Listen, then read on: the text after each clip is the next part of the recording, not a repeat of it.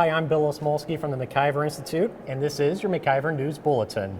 Brian Hagedorn defeated Lisa Neubauer in the state Supreme Court race by about 0.5%. And now, everyone is talking about a recount. The state only pays for the recount if the margin is under 0.25%, so this one would be on the Neubauer campaign to fund. Hagedorn's victory gives conservatives a 5-2 majority on the court. Brian Hagedorn had the support of conservative, Christian, and pro-life groups, while Lisa Neubauer had wide support among liberals and pro-choice advocates. With such an ideological divide, independent voters weren't going to be much of a factor in this election. Both sides knew the key would be voter turnout. Well, I came out to vote to push in Brian Hagedorn into the office because we really need him. I also believe that I believe in the rights of unborn children, and I believe that the judge that I voted for will protect those children. I think it's important to vote in every election. We have a great country.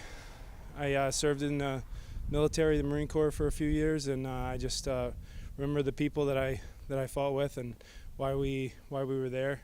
Throughout the campaign, out-of-state special interest groups threw big cash behind Lisa Neubauer. And just because this race is over doesn't mean they'll be leaving Wisconsin anytime soon. Former U.S. Attorney General Eric Holder made that clear when he was in the state campaigning for Neubauer last month. His group spent $350,000 in the spring election. I'm glad to be here. I salute you for the great work that you have done. I look forward to working with you over the course of this year and again next year, and then even beyond that, because I think that the deal is we have to play the long game. Many stories came out in the weeks before the election about Neubauer's partisan and shady past. MacIver News reported that in 2009, her husband owned an environmentally friendly cleaning products company and wrote special legislation for Representative Corey Mason that would require the state to use those products in government buildings. Jeff Neubauer was also making donations to Mason's campaign at the same time. According to her statements of economic interest, Lisa Neubauer was the company's attorney while all this was happening. By the way, that bill never passed. First, a Dane County judge ruled the 2018 extraordinary session was unconstitutional. That immediately threw out 3 laws and 82 government appointments. Then, a week later, the Court of Appeals stayed the decision, which reinstated the laws and appointments. Now, both sides are preparing their arguments for the Court of Appeals' final decision in the coming weeks. Eventually, the case is expected to go to the Supreme Court. Meanwhile, lawmakers are preparing to begin work on the state budget. The Legislative Fiscal Bureau released its analysis of Governor Evers' proposal during the last week of March.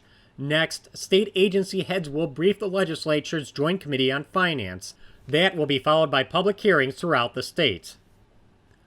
One of the many areas the governor and the legislature differ is on welfare reform.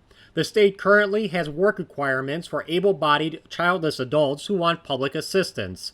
With unemployment at historic lows, there are currently 100,000 job openings in the state. Republicans say there is no room for anyone to be sitting on the sidelines collecting public assistance who is capable of working. Governor Evers disagrees and wants to end the requirements. Another issue that the governor and the legislature aren't likely to see eye to eye on: abortion. Governor Evers wants to provide over $190,000 a year to abortion providers, though he claims that technically won't fund abortions. Coincidentally, Planned Parenthood spent over $165,000 campaigning for Evers and his running mate last year. This is just the beginning of this year's budget battle, and clearly, you're going to want to pay attention.